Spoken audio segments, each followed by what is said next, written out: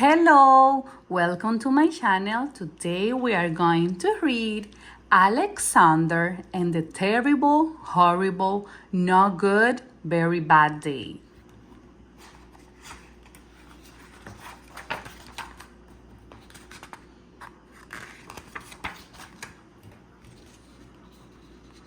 I went to sleep with gum in my mouth, and now there's gum in my hair. And when I got out of bed this morning, I tripped on the skateboard. And by mistake, I dropped my sweater in the sink while the water was running. And I couldn't tell it was going to be a terrible, horrible, not good, very bad day.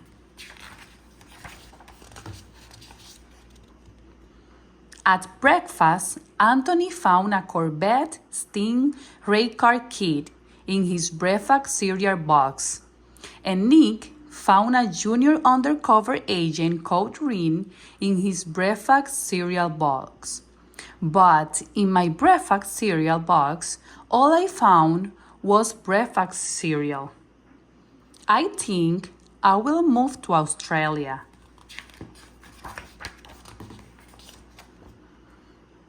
In the carpool, Mrs. Higson let Becky have a seat by the window.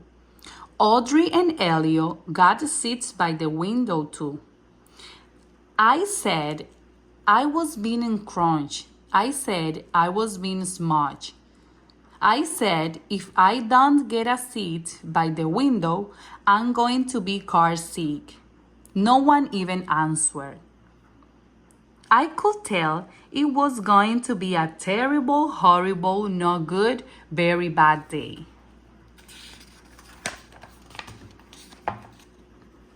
At school, Mrs. Dickens liked Paul's picture of the sailboat better than my picture of the invisible castle.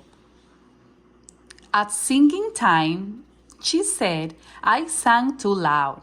At counting time, she said I left out 16. Who needs 16? I could tell it was going to be a terrible, horrible, no good, very bad day. I could tell because Paul said I wasn't his friend anymore.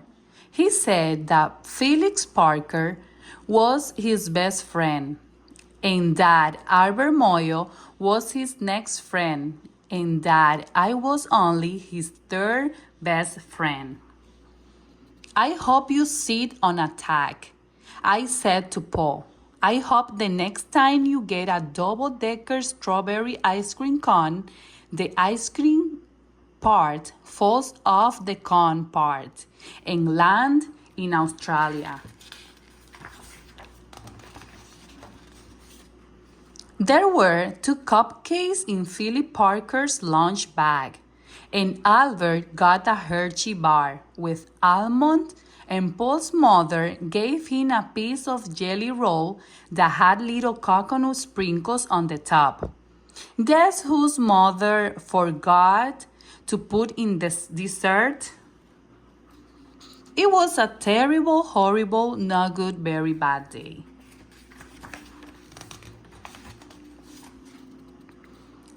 That's what it was, because after school, my mom took us all to the dentist, and the Dr. Phils found a cavity just in me. Come back next week, and I will fix it, said Dr. Phils. Next week, I said, I'm going to Australia.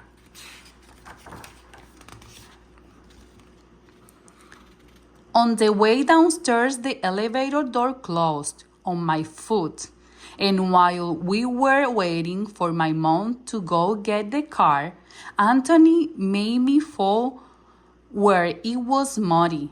And then, when I started crying because of the mud, Nick said I was a crybaby, and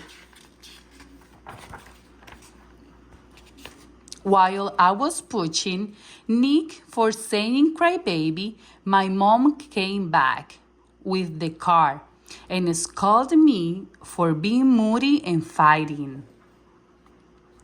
I'm having a terrible, horrible, no good, very bad day. I told everybody. No one even answered. So then we went to the shoe store to buy some sneakers. Anthony chose white ones with blue stripes. Nick chose red ones with white stripes. I chose blue ones with red stripes.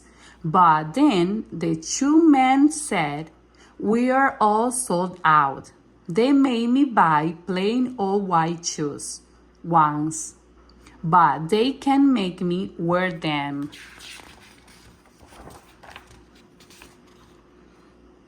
When we picked up my dad at his office, he said I couldn't play with his copying machine, but I forgot. He also said to watch out for the books on his desk.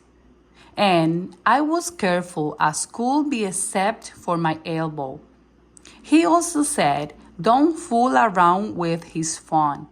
But I think I called Australia.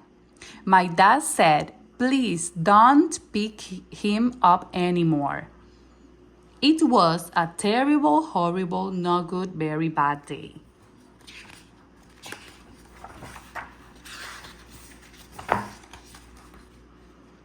There were lime beans for dinner, and I hate limes. There was kissing on TV, and I hate kissing. My bath was too hot. I got soap in my eyes. My marble went down the drain, and I had to wear my railroad train pajamas. And I hate my railroad train pajamas. When I went to bed, Nick took back the pillow, he said. I could keep, and the Mickey Mouse night light burned out, and I bite my tongue. The cat wants to sleep with Anthony, not with me. It has been a terrible, horrible, no good, very bad day. My mom says some days are like that. Even in Australia. The end. Thank you for watching my channel. If you like this book, subscribe and press the thumbs up.